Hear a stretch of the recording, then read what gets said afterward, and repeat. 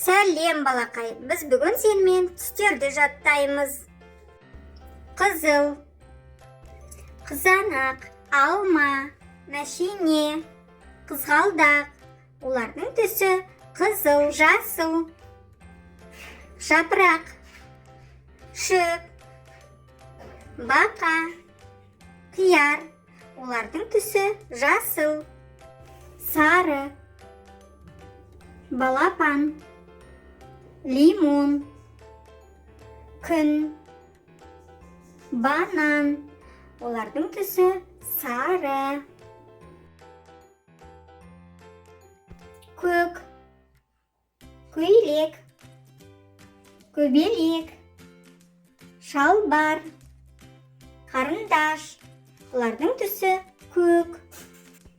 Күлгін, гүл, баялды, қарындаш, шәйнек. Бұл заттардың түсі күлгін. Қара, мысық, етік, көзілдірік, өрмекші. Олардың түсі қара. Қызғылт, көйлек, шар, қолшатыр, қоқиқаз. Олардың түсі қызғылт. Қоңыр, аю, бәтеңке, үстел, мысық. Бұлар қоңыр түсті. Балақай, түстерді есіңде сақтадың ба? Қарашы, мен бүгін балапан досымның туған күніне бара жатырмын. Оған сыйлық алдым және әртүрлі шарлар алдым. Сен осы шарлардың түстерін атай аласың ба?